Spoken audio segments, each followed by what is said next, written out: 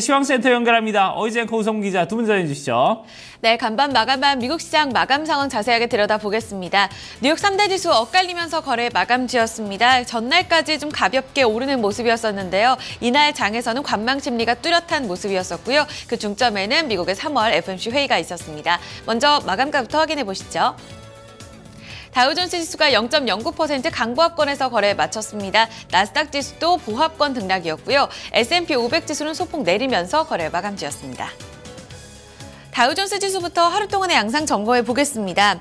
장 초반에 소폭 개파락으로 출발한 이후에 장중에는 강보합권으로 전환하는 모습이 포착이 됐습니다. 이날 보합권에서 등락을 이어가면서 어떤 이슈를 앞두고서 관망 심리가 뚜렷해진 하루를 보였는데요. 먼저 특별한 경제 지표가 없었던 가운데 시장은 정책 이슈에 주목했습니다. 바로 이날부터 이틀간 열리는 3월 FOMC 회의를 앞두고서 관망한 모습이었습니다. 먼저 이달 초에 발표가 됐었던 고용 지표라던가 1월과 2월, 3월까지 나타나고 있는 지표들 흐름이 상당히 좋습니다. 그래도 이달에는 금리의 추가 인상이 이루어지지는 않을 것이라는 전망들이 우세하게 집계가 되는데요. 하지만 시장 전문가들은 최근 흐름을 봤을 때 6월 혹은 9월에 금리 인상 가능성이 점차 높아지고 있다고 평가하고 있습니다. 만약 3월 회의에서 이 같은 계획이 구체적으로 밝혀질 시에는 시장의 흔들림, 변동성을 줄 수 있다는 분석이 제기되고 있는데요. 이에 따라서 장 막판에 다시금 달러가 강세를 띠면서 시장에 조금은 위험 요소가 되기도 했습니다. 위험 자산 선호 심리가 또 약화되게 되면서 국채 수요가 집중이 됐고요. 국채 가격은 소폭 상승하면서 마감이 됐습니다. 이런 가운데 시장에 또 하나의 우려를 불러일으켰던 부분은 바로 유가의 불안이겠습니다. 국제 유가는 하락하면서 에너지 그리고 자본 관련 섹터들이 일제히 밀린 모습이었는데요. 이 유가의 센티멘트가 개선이 되면서 이 공급 우위가 해결될 조짐이 상당히 높습니다. 하지만 이란 쪽에서 경제 제재가 있기 이전까지의 산유량을 회복할 경우에만 생산량 동결에 나서겠다고 밝혔습니다. 제재 이전에는 거의 400만 배럴로 집계가 됐는데 현재까지는 약 300만 배럴로 집계가 되고 있습니다. 앞으로 공급 과잉 우려가 조금 더 커질 수 있다는 측면으로 해석이 되고 있고요. 시장은 이에 따라서 상당히 위축된 모습을 보였습니다. 그럼에도 불구하고 다우존스 지수 몇몇 종목들의 선전에 따라서 보합권에서 거래를 마쳤고요. 17,229포인트 선 종가 썼습니다. 네, S&P 500 지수로 넘어가 보겠습니다. 이날 업종별 등락이 상당히 뚜렷했던 하루입니다. 소재 섹터, 유틸리티 섹터는 그래도 선방했지만 대체로 그동안의 지수를 이끌어와줬었던 에너지와 자본재 섹터, 금융 섹터까지 일제히 무너진 모습을 보였고요. 앞서 다우존스 지수와 조금 반대되는 모습이죠. 하락권에서 머무는 시간이 상당히 길었습니다. 장 막판 들어서 보합권으로 전환하려는 시도가 있었지만 이내 강보합권으로 전환하지 못했고요. 약보합권 0.14% 내리면서 2,019포인트 선으로 마감가 형성됐습니다. 나스닥 지수로 넘어가 보겠습니다.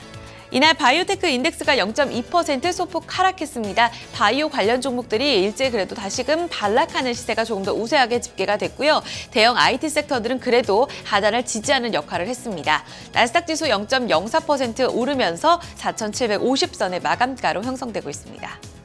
네, 3대 지수가 일제히 조금은 방향성 찾기에 나서고 있습니다. 대대적인 이슈를 앞두고서 조금은 확인하고 가자는 심리가 강하게 나타나고 있는데요. 이날 장에 영향을 미쳤던 이슈들 외신 통해 알아보겠습니다. 우성문 기자 살펴주시죠. 네, 간밤 뉴욕 증시에 영향 미쳤던 소식들 외신 통해 함께 살펴보겠습니다. 앞서 들으신 것처럼 이날에는 3월 FOMC 회의를 앞두고 관망세가 짙어지는 모습이었는데요. 로이터 통신을 포함한 다수의 외신들은 이번 회의에서 금리가 인상될 가능성이 없다고 전망하고 있습니다. 자세한 소식 함께 살펴보시죠. Fed to sit tight on rates at March meet, hinted hikes to come. 현지 시간으로 어제 로이터 통신은 이번 회의에서 연준이 금리를 올리지 않을 것으로 전망한다라고 밝혔습니다. 하지만 이와 함께 로이터 통신은 그러나 올해 안에 금리를 올릴 것이라는 분명한 신호를 줄 것이다라고 덧붙였는데요. 실제로 현재 CME 패드워치에 따르면 연방기금 선물 시장은 3월 금리 인상 가능성이 없다고 보고 있습니다. 이와 함께 연방기금 금리 선물 시장은 4월 금리 인상 가능성을 22%로 6월 금리 인상 가능성은 47%로 전망하고 있는데요. 전문가들 사이에서 6월이 가장 유력한 금리 인상 시기로 꼽히고 있는 것입니다. 골드만삭스 역시 3월 금리 동결을 예측하면서 6월에 금리가 인상될 것이라고 전망했습니다. 워드 메카시 제프리스 이코노미스트는 인플레이션이 반등하고 있고 경제는 더 좋아지고 있다면서 그래도 연준은 조금 더 지켜보길 원할 것이고 따라서 6월에 금리를 올릴 것으로 전망된다라고 평가했습니다. 하지만 일각에서는 최근 국제유가가 반등하고 주식시장이 안정된 점을 들어서 4월 금리가 인상될 것이라고 주장하는 이코노미스트들도 있다고 로이터 통신은 덧붙였습니다. 네, 이어서 다음 소식 살펴보겠습니다. 이날 국제유가가 하락한 것은 투자 심리를 악화시켰습니다. 이란 석유 장관이 사실상 동결에 참석하지 않겠다는 의사를 분명히 밝히면서 시장의 실망감이 커졌는데요.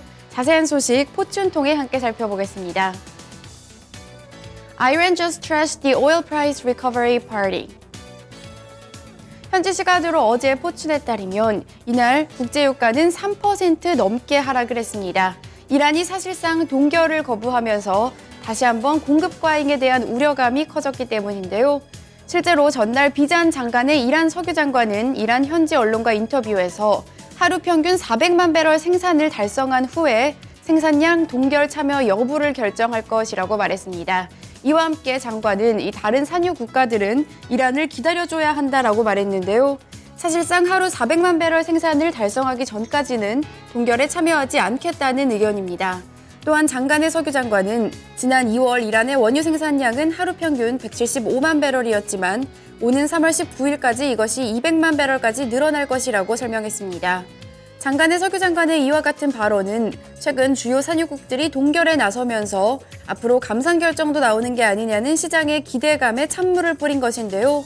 전문가들은 오는 20일 러시아에서 산유국 회의가 열리는 가운데 이란이 확실한 참여 의사를 밝히지 않는다면 특별한 결과를 도출하기 어려울 것이라고 전망하고 있습니다.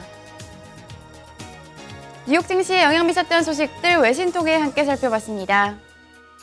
네, 자 이렇게 지수별 흐름과 지수에 영향을 미쳤던 외신 소식들을 함께 살펴봤습니다.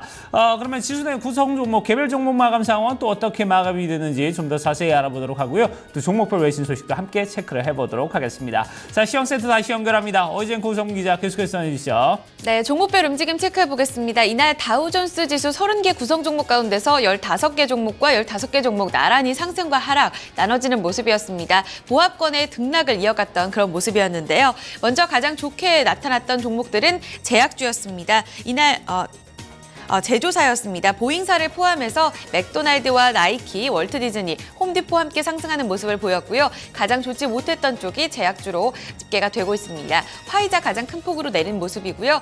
듀퐁과 P&G 그리고 인텔, 트래블러스 그리고 IT 종목 애플까지도 하락하며 거래 마감지었습니다. 네, 상승률 상위 종목 다시금 체크해드리겠습니다. 보잉사가 에어버스와의 체결 소식이 전해지면서 1% 넘는 상승을 보였습니다. 그 밖에 그동안 좀 부진했었던 소매 판매 관련주들도 일제히 반등에 나섰는데요.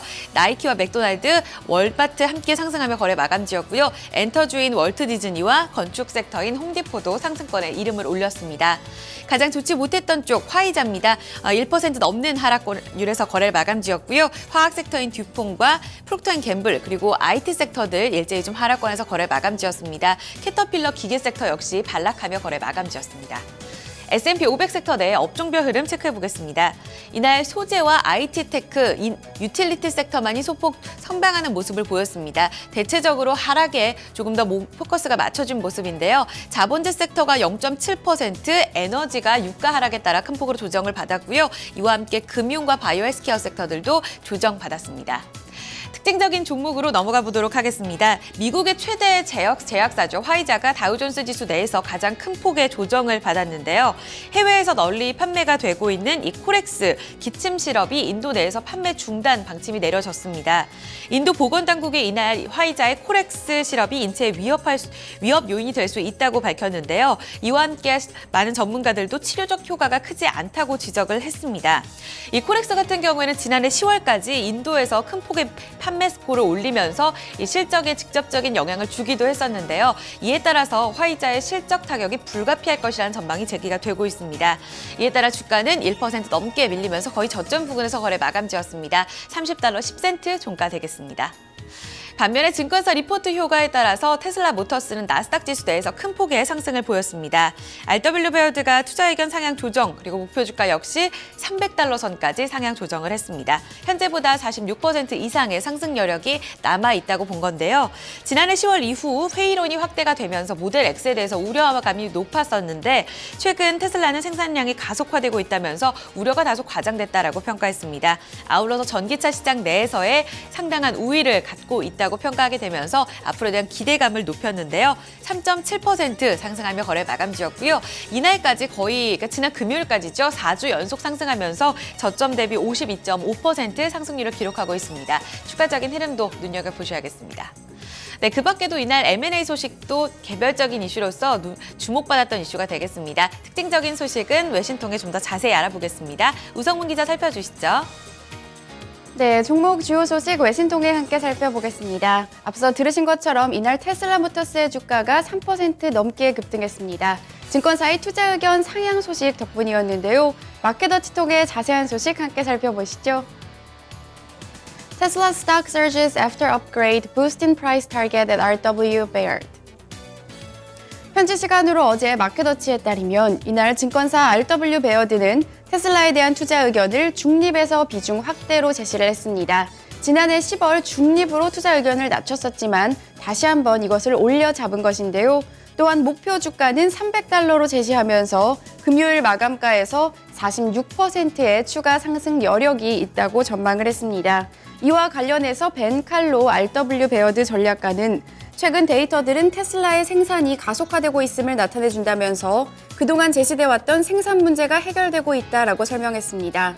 이와 함께 테슬라는 오는 31일 저가형 전기차인 모델 3를 공개할 예정인데요. 모델 3에 대한 기대감도 높다면서 초기 예약 판매가 예상을 뛰어넘는 수준을 보일 것이라고 덧붙였습니다. RW 베어드가 테슬라의 투자 의견을 하향 조정했던 지난 10월 이후 테슬라의 주가는 14%나 급락했었는데요. 이날에는 이 소식에 3.7% 급등하며 거래를 마감했습니다.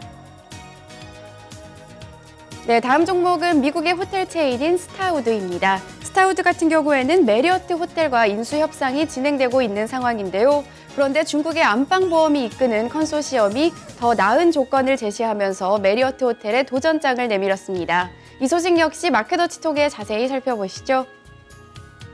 Starwood Hotel stock soars after receiving new buyout bid.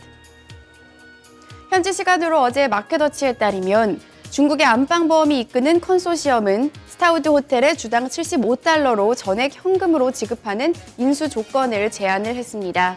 이와 같은 조건은 스타우드의 지난 금요일 마감가에 7.9%의 프리미엄을 얻는 것으로 총 매각 금액은 128억 달러에 달하게 되는데요.